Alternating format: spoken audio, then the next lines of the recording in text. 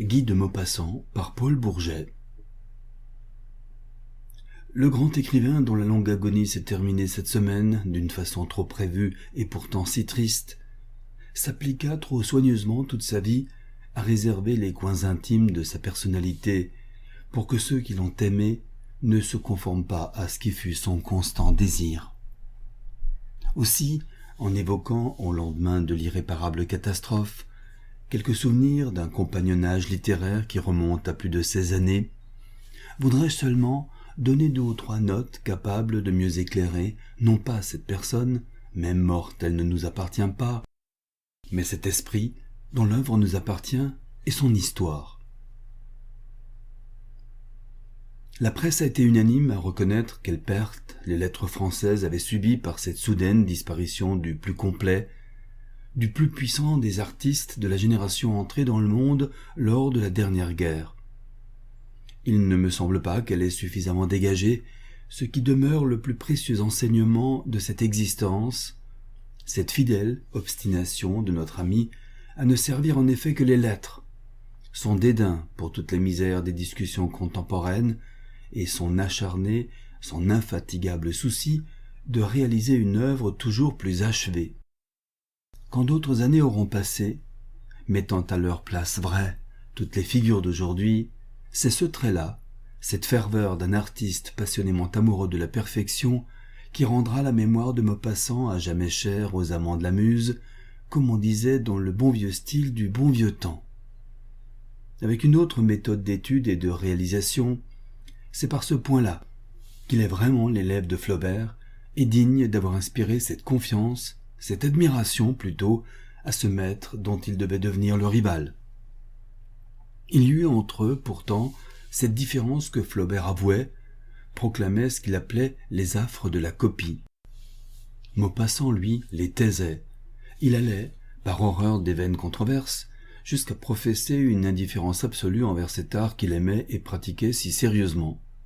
Il prétendait n'y voir qu'un gagne-pain plus fructueux, et chaque nouveau livre, en révélant au connaisseur un nouvel effort, montrait en lui, à son plus haut degré, cette magnifique et suprême vertu du grand homme de lettres, la plus scrupuleuse probité d'art au milieu des plus dangereuses tentations d'un immense succès. Il l'avait déjà, cette admirable probité d'art, et aussi intransigeante, aussi courageuse quand il fit son éclatant premier début dans la publicité. Boule de Suif ne fut que le second, mais ce premier, pour n'avoir pas dépassé un cercle restreint, n'en avait pas moins manifesté une définitive maîtrise. Je veux parler de ce poème Au bord de l'eau, qui parut en 1877 dans la République des Lettres, la revue que dirigeait alors Catulle Mendès avec tant de largeur d'esprit et une si confraternelle générosité. C'est à cette époque aussi que je connus Maupassant. Je le rencontrai au bureau de cette revue, qui était située dans un rez-de-chaussée de la rue Lafayette.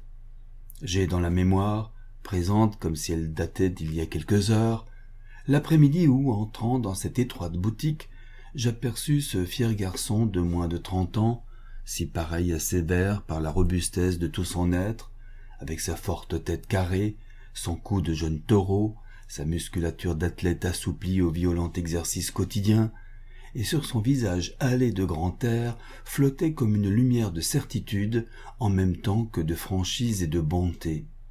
Je le revois sortant avec moi par un de ces crépuscules d'un froid printemps parisien où il y a comme une tristesse navrée dans l'air, et je sens encore le réchauffement intellectuel que me donna cette première conversation, tandis que nous remontions vers les Batignolles où il habitait.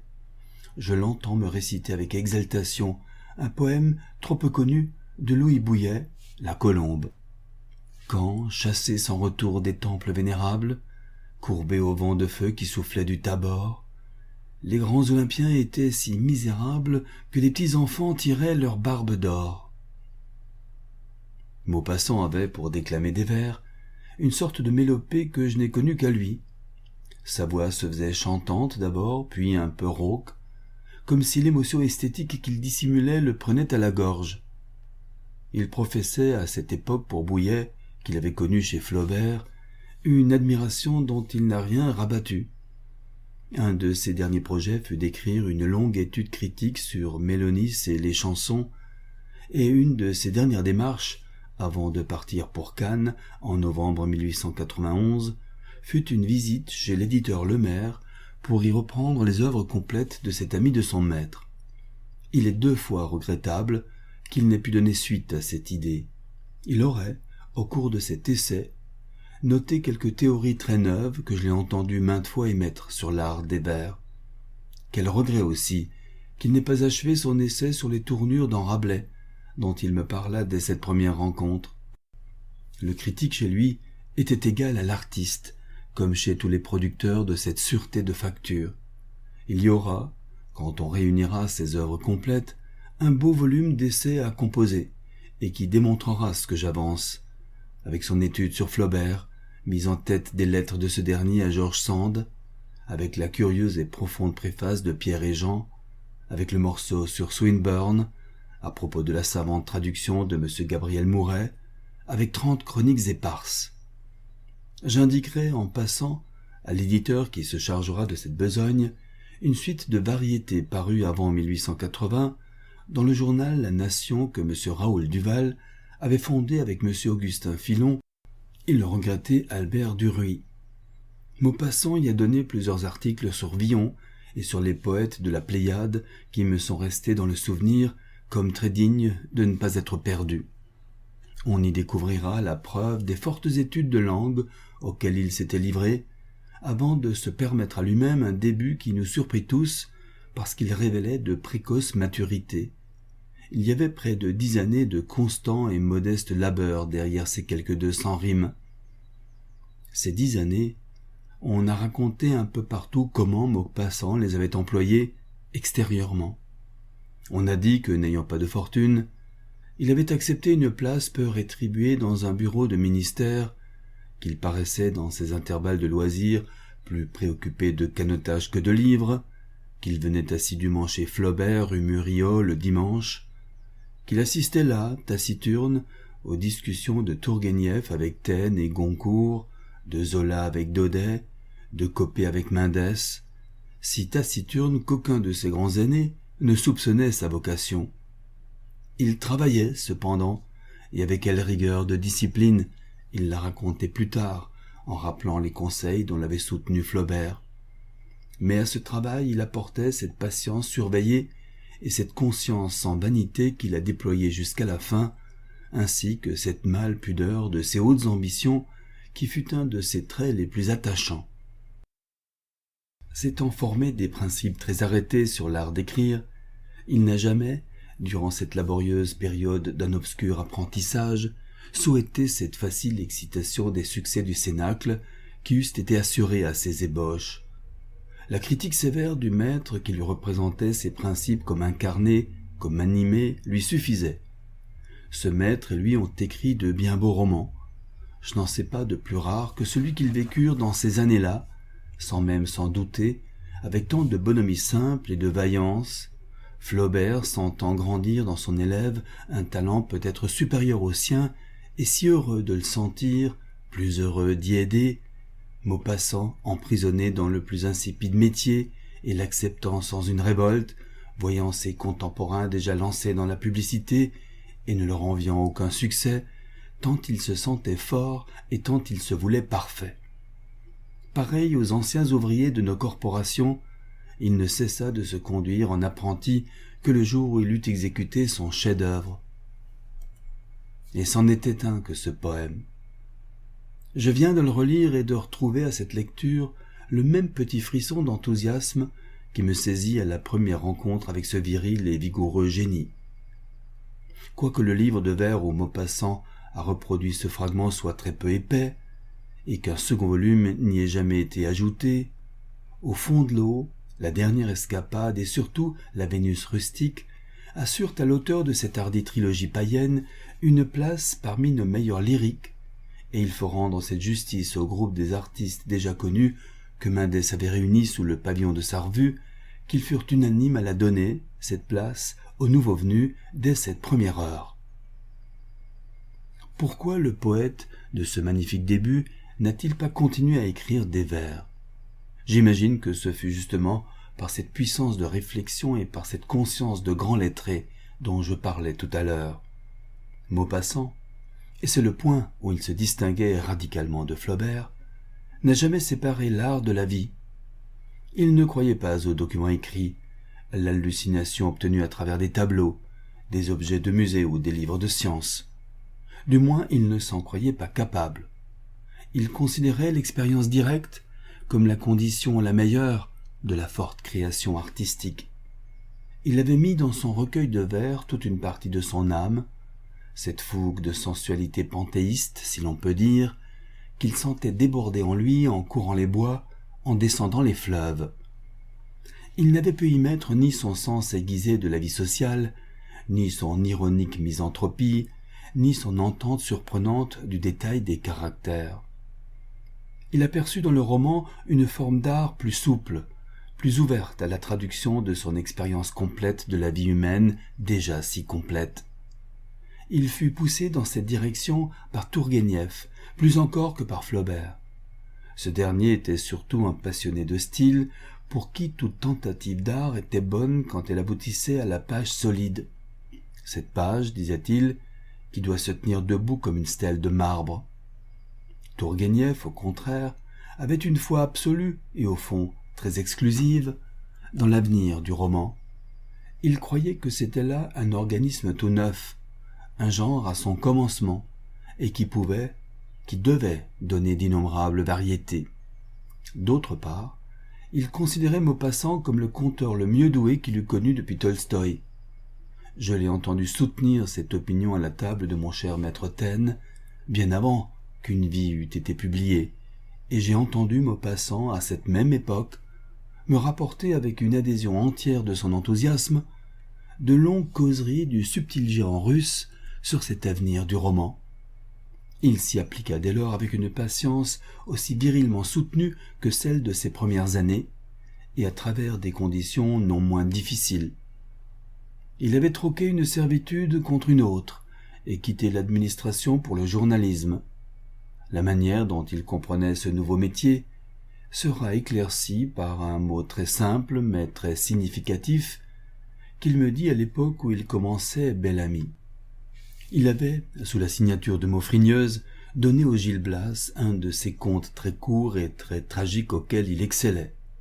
Comme je lui en faisais mes compliments, il me répondit « Vous aimez cela ? Ce n'est pourtant qu'une maquette. »« Oui, continua-t-il, c'est mon habitude, quand je travaille un long roman, d'essayer, en chronique, un premier large dessin des épisodes. J'en refais 2, 3, 4, quelquefois. Ce n'est qu'alors que je reprends la chose pour le gros bouquin. » Ce procédé, constamment et continuellement appliqué, lui a permis d'affiner son instrument à une épreuve où tant d'autres l'émoussent. Et de même que chaque chronique à livrer lui apparaissait comme une occasion de mieux apprendre son métier de romancier, chaque roman nouveau lui était un prétexte à développer son éducation technique. Un soir que j'allais dîner chez lui, ce devait être dans l'été de 1885, comme c'est près et que c'est loin, je le trouvais gai d'une gaieté qui, dès cette époque, lui devenait rare. Il venait de commencer Mon Oriole. « J'ai mis sur pied 40 personnages, me dit-il. 40, vous entendez, c'est un chiffre. 40 bons hommes qui vont et qui viennent dans les 2 premiers chapitres. » Les critiques qui ont parlé de Maupassant, avec le plus d'éloges, ont-ils assez reconnu chez lui cet effort ininterrompu pour varier sans cesse son faire.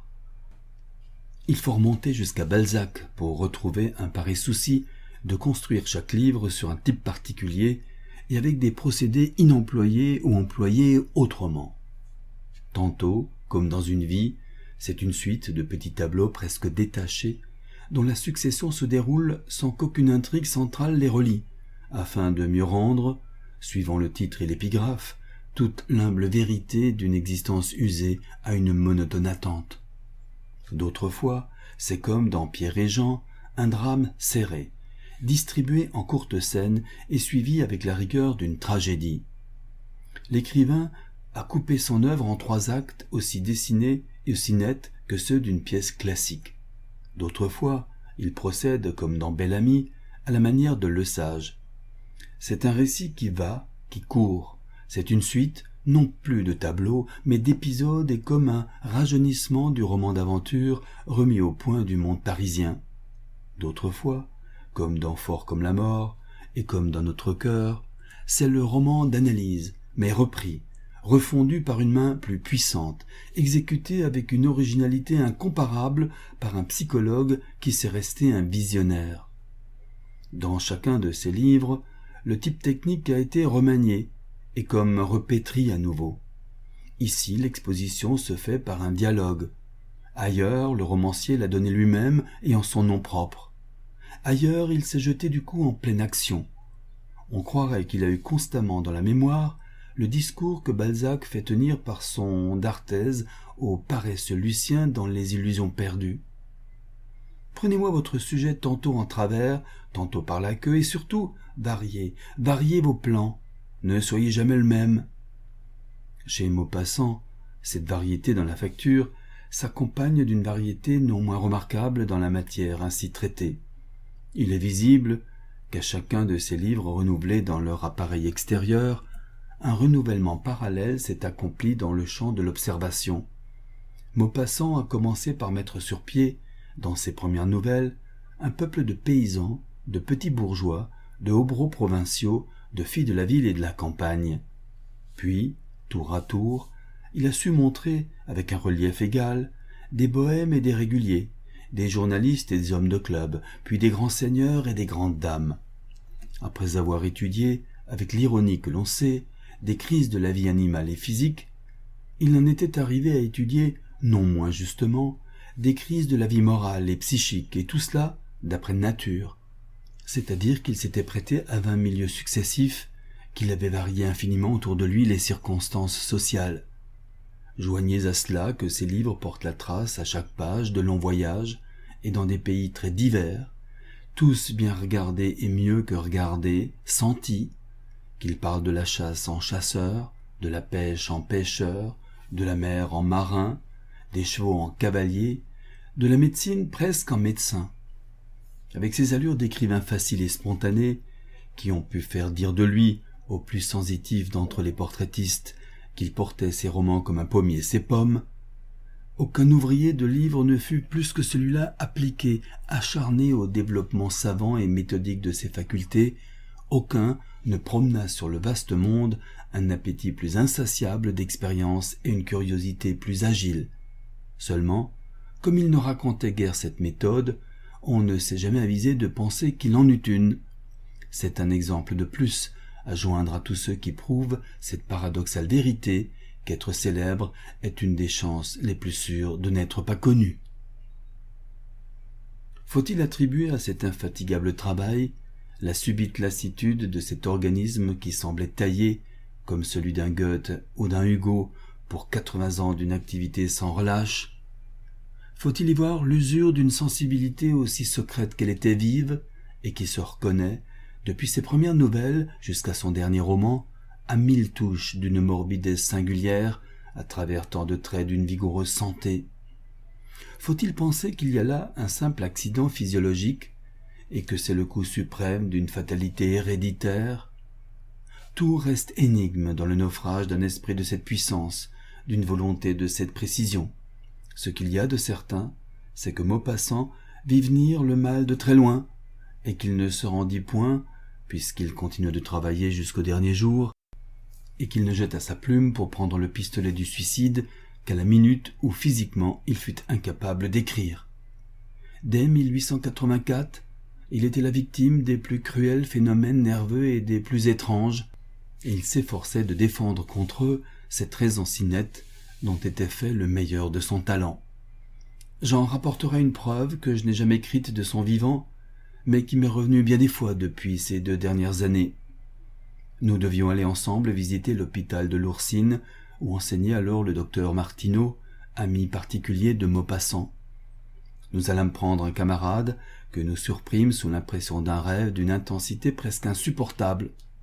Il avait vu dans ce rêve un de nos confrères de la presse, Léon C., agonisant, et sa mort et toutes les conséquences de cette mort, la discussion de son remplacement dans les journaux, celle des circonstances de ses obsèques, avec une exactitude si affreuse qu'au réveil, ce cauchemar le poursuivait comme une obsession.